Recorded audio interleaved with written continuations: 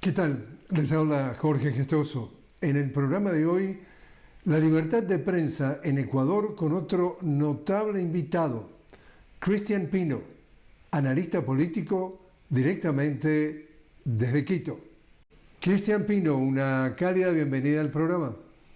Jorge, muchas gracias por la invitación. Un saludo a toda la audiencia de tu programa. Muy honrado de poder atender esta entrevista.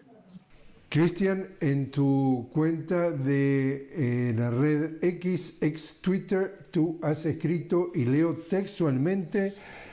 el caso de Julian Assange es una muestra paradigmática de los vicios de las democracias liberales occidentales, el capitalismo tardío y el derecho internacional. Y sigues diciendo: persecución, cárcel, tortura y condena de muerte son sanciones contra todos aquellos que enfrenten el poder decadente del hegemón. Tu reacción entonces a la libertad reciente de Assange. Sí, bueno, si bien el proceso, el procedimiento de Assange que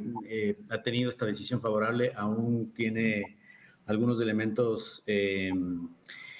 digamos, discutibles en relación a los temas de fondo, que son la libertad de expresión, y por eso no podríamos hablar de un triunfo absoluto o todavía. Lo que sí es verdad es que la libertad de Julian es un asunto que nos debería tener contentos a todos, felices a todos, porque como bien lo digo en ese mensaje que se pone en la red social, lo que se ha hecho con Julian Assange es realmente una aberración desde el punto de vista del derecho, de la libertad de prensa, del derecho internacional. Y bueno, la verdad es que todos deberíamos estar satisfechos por esta libertad que ahora ha conseguido, pero al mismo tiempo, digamos, preocupados porque si esto se hace habitualmente con los periodistas, recordemos además que existen otros periodistas en el mundo que también están detenidos por oponerse a un discurso dominante. Sin ir más allá, sin ir más lejos, en este mismo país, en Ecuador, donde estoy yo, actualmente la periodista Alondra Santiago, de un medio de comunicación digital, también está padeciendo un ataque. Ella es de nacionalidad cubana y ha sido privada de su visa a través de un acto administrativo, pero que está claramente, digamos, establecido en función de sancionar su opinión, ¿no? La opinión en contra de esta visión predominante de lo que debería pasar en el mundo hoy es sancionada en algunos casos con medidas administrativas, en otros casos con prisiones o privaciones de la libertad, y como en el caso de Julian Assange, incluso con tortura. Así que sí, es lamentable lo que sucede en el mundo hoy por hoy. Y lo que es, digamos, más lamentable todavía es que son justamente las democracias occidentales las que supuestamente son un paradigma, un faro de lo que debería ser el mundo civilizado. Me refiero a los Estados Unidos y a buena parte de la Unión Europea. Lamentablemente no, claramente están en decadencia, claramente son conceptos que hoy por hoy están atentando contra las libertades. Y bueno, y lo mismo digamos, la visión predominante en términos económicos el capitalismo, el neoliberalismo están en decadencia, están en crisis, y justamente por eso están atestando estos golpes tan fuertes contra quienes tienen una visión, una voz diferente en el mundo. ¿Cuán responsable es Ecuador y más específicamente el presidente del Ecuador en ese momento? Estoy hablando de Lenín Moreno, de los 5 últimos años que tuvo que pasar Assange, y lo tuvo que hacer en una cárcel de máxima seguridad llamada Belmarsh, en las afueras de Londres, cuando en realidad no tenía por qué haber pasado ni un día allí. ¿Es responsable Ecuador de esos 5 años? Lamentablemente sí, lamentablemente, y como ecuatoriano que soy, lo digo con profunda vergüenza, el acto de Moreno en relación con permitir el ingreso de las fuerzas policiales inglesas, británicas, a nuestra embajada, quebrantando además un principio que había sido sostenido tradicionalmente por nuestras relaciones exteriores tradicionalmente, como el principio de asilo, que además es un principio fundamental del derecho internacional, que además tiene su origen justamente por estos lados, por América Latina. Quebrantar ese principio, quebrantar el principio de no devolución de una persona que sabíamos que estaba en peligro y que, bueno, después los hechos como se sucedieron en lo sucesivo marcaron justamente ese peligro porque justamente Julian Assange fue sometido de manera cruel a la más violenta forma de privación de su libertad.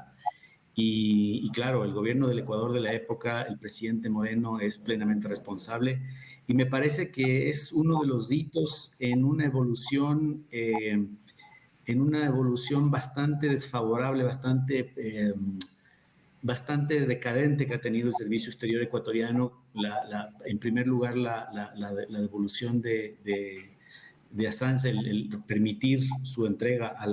las fuerzas policiales británicas. Después, otra serie de eventos, como por ejemplo la designación de ciertos exfuncionarios del Ministerio de Finanzas del Ecuador en órganos internacionales, en organismos internacionales, rompiendo los principios constitucionales que priman en el Ecuador, en el sentido de que los funcionarios que ejercen grandes cargos o altos cargos no pueden participar o no pueden ser parte de organismos internacionales a los que el Ecuador o con los que el Ecuador mantiene ciertas responsabilidades. Y finalmente lo sucedido hace poco en la Embajada de México es otro paso que realmente avergüenza a este país en términos de su política internacional, de su política exterior. Bueno, justamente para una audiencia que nos ve fuera del Ecuador, acá estamos hablando de que un presidente neoliberal que según el expresidente Correa es un traidor, me refiero a Lenín Moreno, que llegó al poder gracias a la popularidad de Correa y poco después se dio vuelta como una media y de una agenda progresista con la que llegó al poder se tornó en una agenda claramente neoliberal y para muchos analistas vendió la cabeza de Assange a cambio de su relación con Estados Unidos. Acá viene otro presidente neoliberal, el actual Daniel Noboa, que entonces decide invadir otro país, es decir, mete fuerzas policiales adentro del territorio de México, de la Embajada de México en Quito, para secuestrar a un asilado de la Embajada de México, nada menos que el ex vicepresidente del Ecuador, Jorge Glass. Entonces, ¿qué amor se le tiene entonces a estos presidentes neoliberales al derecho internacional y al respeto entonces del asilo? Sí, ningún respeto por los principios fundamentales y elementales del derecho internacional. Y aquí tal vez hay una cosa que es muy importante señalarlo también y que tiene que ver con la manera como estos sujetos, estos personajes llegan al poder. No solamente en el Ecuador, sino últimamente en América Latina, cobijados, al menos en el caso de Moreno, por un exitoso periodo de gobierno de Rafael Correa, con grandes transformaciones en lo social, con gran desarrollo material de las condiciones de las personas.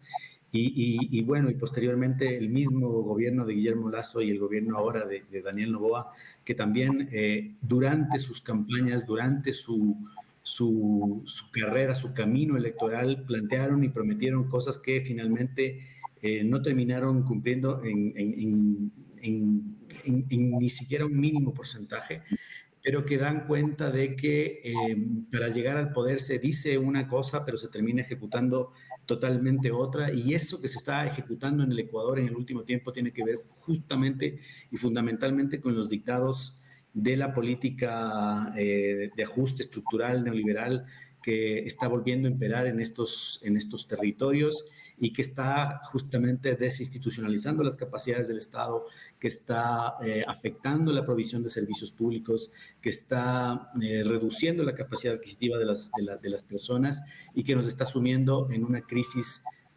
grave de inseguridad, sobre todo, de narcotráfico y sobre todo también de pobreza en el Ecuador. Te invito entonces, Cristian, a hacer una pequeña pausa. Estamos hablando con Cristian Pino directamente desde Quito sobre la situación en Ecuador. Enseguida regresamos.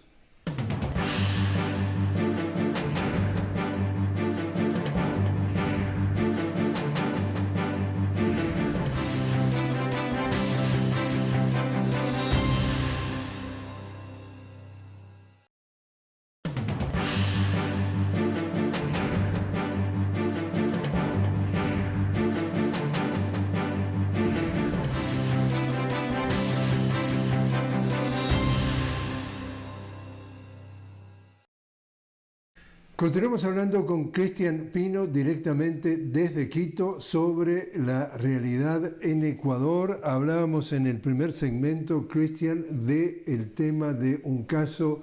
de persecución a una periodista dentro del Ecuador. ¿Cuál es la situación de la libertad de prensa bajo el gobierno neoliberal de Daniel Noboa? Bueno, la situación no es favorable, es bastante preocupante. No solamente el caso de la periodista Santiago, que por su origen, digamos, se le ha revocado su visa y en este momento corre peligro su estancia, su permanencia en el país, pero además Alondra Santiago ha denunciado también persecución de los servicios de inteligencia, y está también manifestándose en el sentido de que podrían en las próximas horas venir algunas acciones judiciales en su contra por atentados contra la seguridad. Hace también no muchos días se suspendió también la transmisión de otro programa también en medios digitales que tenía esta particularidad de plantear una postura distinta a la que los medios de comunicación masivos aquí en el Ecuador plantean sobre la situación del país y evidentemente una posición absolutamente diferente a la que el gobierno nos plantea. Este es un gobierno que nos está sistemáticamente faltando a la verdad. Nos ha dicho primero que tiene un plan para solucionar el tema de seguridad. Nos ha dicho que el tema de seguridad avanza y se está asegurando que se están deteniendo múltiples personas, digamos, con cargos o acusadas de crimen organizado. Sin embargo, el acceso a la información clara sobre, por ejemplo, cuál ha sido el resultado de esas detenciones es dudoso. Los conteos extraoficiales de matanzas, de homicidios, de secuestros extorsivos nos plantean unas cifras totalmente distintas. Estos delitos siguen creciendo, siguen aumentando, mientras que el gobierno en su retórica oficial nos plantea que se ha solucionado el tema. Lo mismo con otros aspectos vinculados, por ejemplo, con la crisis energética. Se habló en un momento de que la crisis energética había sido superada, sin embargo, en estos últimos días estamos volviendo a registrar cortes de energía en distintos sectores que no han sido programados, que no han sido comunicados y cuyas causas tampoco están suficientemente explicadas. Entonces, lo que quiero decirte es que el gobierno plantea una retórica que es a todas luces falsa, y cuando los medios de comunicación alternativos pretenden o buscan poner luz sobre esos temas, tirando cifras, tirando datos, tirando información, sufren este tipo de atentados y de abusos que ya rayan en el autoritarismo y que son realmente peligrosos. Y en definitiva, esto no es nuevo, es decir, los medios de comunicación hegemónicos en el Ecuador, acá estamos hablando de Coavisa, de Teleamazonas en materia televisiva, de los diarios de distintas partes de Guayaquil, El Universo, El Comercio, han estado al servicio de los intereses de esa élite y no de la opinión pública, y como tú dices, lo que hay consenso es que son un arma política de estos intereses económicos y no necesariamente están al servicio de la información y del interés público. ¿Esto ha seguido pasando y sigue pasando hoy? Sí, sí, sin duda sigue pasando hoy. Hay temas, por ejemplo, que no se comunican, no se informan adecuadamente. Los intereses particulares que tiene, por ejemplo, el presidente en determinadas áreas inmobiliarias, mineras, donde además ha habido graves conflictos sociales, no se comunican adecuadamente. Los ciudadanos tenemos que informarnos y tratar y procurar de informar a la gente a través de otras vías, los mismos números relativos a la crisis de seguridad. Si no hubiera sido, por ejemplo, por un informe de Human Rights Watch que llegó hace un par de meses, no habríamos podido conocer nosotros, por ejemplo, que del número de detenciones que se multiplicaban y se contaban por miles en función de la información que emitían las fuerzas del orden público. A partir de este informe pudimos saber, por ejemplo, que de esas miles de detenciones, apenas 4 habían llegado a instancias judiciales. Muy pocas de ellas habían sido los ciudadanos detenidos puestos a disposición de las autoridades judiciales. Había registradas apenas 4 condenas, es decir, es una actividad de la fuerza pública que no tiene resultados, pero que trae aparejada además casos de desaparición, casos de ejecución extrajudicial, casos de tortura. Estamos en un momento en el que estamos atravesando una grave crisis. El gobierno está actuando de una manera autoritaria, de una manera prepotente, sin plan, sin control, sin guía, y los medios de comunicación, digamos, masivos, o los grandes medios de comunicación que deberían estar informando a la población, informando al mundo sobre esta situación, prefieren mirar hacia otro lado y mantenernos entretenidos en otros aspectos, en los aspectos, por ejemplo, más banales de la vida de la esposa del presidente, o de la vida misma del presidente, y no en los elementos fundamentales que son los que nos preocupan a todos los y las ecuatorianos. ¿Cómo dirías tú que son las relaciones internacionales de Ecuador bajo este gobierno neoliberal de Daniel Noboa? Improvisadas, alejadas de los principios fundamentales que rigen la convivencia pacífica, democrática y libre entre las naciones. Eh, para nosotros como ecuatorianos, yo diría incluso vergonzosas. La manera como se ha conducido, cómo se llevó el tema de la Embajada de México es atroz. Eh, las comunicaciones, o las expresiones más bien, del presidente hace pocos días ante un medio de comunicación en Estados Unidos, que dan cuenta de su visión respecto de sus compañeros, de sus colegas presidentes de América Latina, y la manera como la Cancillería las abordó también demuestran una falta absoluta de cómo tiene que llevarse adelante adecuadamente las relaciones internacionales y el manejo diplomático de un país serio, de un país que además tiene que tener una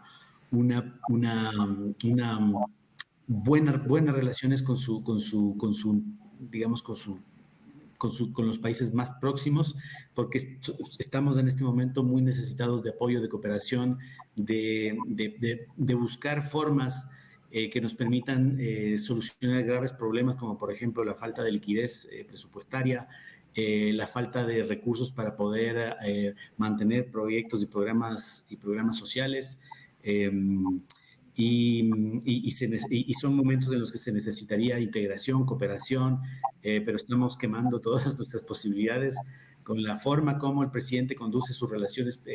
con sus colegas mandatarios, la manera como la Cancillería intenta resolver esos problemas, y también la manera en cómo a través de estas relaciones con otros países intentamos resolver nuestros propios problemas, como en el caso, por ejemplo, del secuestro del ex vicepresidente Glass de la Embajada de México aquí en Quito. Por otro lado, también difícil de entender o no tan claro de entender cuando estamos fuera del Ecuador. Por un lado, entonces, el presidente Daniel Noboa supuestamente guarda buenas relaciones con Estados Unidos, y ante esa, lo que él llama la lucha interna contra el crimen organizado, va y pide ayuda a Washington, y vienen visitantes de Washington, por ejemplo del Comando Sur, etcétera, etcétera, y al mismo tiempo firma un acuerdo de libre comercio con China. Se puede estar bien con estos dos países que, de acuerdo a lo que ha dicho, por ejemplo, el expresidente Rafael Correa, son claro ejemplo de que hoy por hoy nuestra América Latina es un territorio en disputa. Sin duda alguna, la América Latina es un territorio en disputa hace ya algún tiempo. Pero digo, al final del día, yo creo que hablando puntualmente sobre el tema del Tratado de Libre Comercio con China, yo creería que ese es un proceso que Noboa ya lo tuvo simplemente que refrendar. Probablemente lo habría podido abordar de otra manera si es que hubiera sido un proceso de negociación propio, particular. Era un proceso largo que políticamente le iba a generar muchos problemas si es que no lo concluía. Eh, pero lo que me parece es que el alineamiento, o la alineación más bien, perdón, está claramente marcada con los Estados Unidos, con las instituciones internacionales, del Fondo Monetario Internacional, el Banco Mundial. Este acuerdo que acabamos de suscribir simplemente es la perpetuación de un proceso que ya viene desencadenado desde el mismo gobierno de Lenín Moreno. Aquí hay una continuidad clarísima entre Lenín Moreno, Guillermo Lasso y Daniel Noboa, y que tiene por objetivo aplicarnos políticas de austeridad, de ajuste, imponernos y someternos a la trampa de la deuda, el ciclo de la deuda, y el resultado final de esto simplemente es que los Estados Unidos y las potencias europeas tengan pleno control sobre nuestros recursos naturales, puedan extraer la riqueza y dinamizar el flujo de recursos desde el Ecuador hacia afuera de manera más expedita, y con eso dejarnos a nosotros atrapados en un ciclo vicioso de contratación de deuda y pago de deuda sin posibilidades de desarrollo. Y eso es lo que el país está jugando en los próximos días, porque además una cosa que los amigos y amigas que nos siguen en toda América Latina deben tener claro es que Daniel Noboa es un presidente de transición, es un presidente que fue elegido para finalizar un periodo de gobierno que ya había venido teniendo problemas, que ya tenía esta desconexión con el pueblo justamente por la aplicación de estos mecanismos, y lo que se esperaba de nuevo era un cambio de timón, un cambio de giro, un cambio de la forma de hacer gobierno, y lo que hemos visto es simplemente continuidad. Y entonces lo que los y las ecuatorianas nos estamos jugando el próximo año, en los próximos meses, es justamente cambiar de un gobierno sometido a una política neoliberal, a una política de austeridad, a una política de ajuste, una política de restricción, de fuga de recursos, de violencia, por un país en el que volvamos a la senda del desarrollo con una planificación soberana, con política económica soberana, con la inyección de recursos, con la reactivación de la inversión pública. Entonces vienen días complicados y vienen días de grandes decisiones, y espero que el pueblo ecuatoriano esta vez pueda efectivamente irse por una opción que verdaderamente implique un cambio en esta trama de administración, de gestión de lo público, que desde el 2017, desde Lenín Moreno y hasta hoy, ha sido simplemente permitir y someterse a una política económica que nos viene impuesta desde las instituciones de Bretton Woods, del Fondo Monetario, del Banco Mundial y obviamente de los Estados Unidos. Por último, Cristian, vaticinio, ¿quién gana la elección presidencial en febrero del año próximo, 2025? Como tú dices, esto fue un gobierno de transición porque es producto de una elección anticipada, y su periodo de gobierno de Daniel Noboa está siendo solo de 1 año y medio. ¿Quién gana la elección en febrero del 2025? Bueno, en Ecuador es muy difícil hacer un pronóstico electoral, pero yo aspiro, espero y tengo la firme convicción de que ganará el progresismo, porque esta vez creo que el progresismo en Ecuador tiene que buscar la convergencia, tiene que buscar la unidad. Algo de esto ya lo pudimos demostrar en la consulta popular del 21 de abril. Las fuerzas sociales, organizaciones políticas, organizaciones de la sociedad civil, convergieron en torno a dos preguntas, y en esas dos preguntas se obtuvo un resultado contundente en contra del gobierno y en contra de las políticas neoliberales. Entonces, me parece que si es que el progresismo encuentra una manera de poner ciertas actitudes y dejarlas por un momento en escondidas, y se plantean los políticos, los líderes políticos, objetivos claros que nos permitan salir de este momento, que creo que es uno de los momentos más bajos de la historia de nuestro país. Probablemente podamos obtener un triunfo, y esa es la aspiración, creo yo, de todos los y las ecuatorianas que están esperando ávidamente por esa convergencia, por esa unión, por ese plantearle al país objetivos comunes más allá de disputas y clivajes históricos, de disputas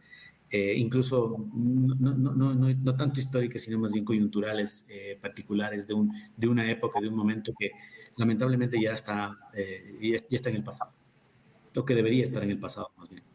Cristian Pino, muchísimas gracias por estar con nosotros. No, gracias a ti, Jorge, y para mí un honor estar en tu programa, y un saludo a todos tus seguidores y los seguidores de este programa de toda América Latina. Un abrazo y espero poder estar contigo otra oportunidad.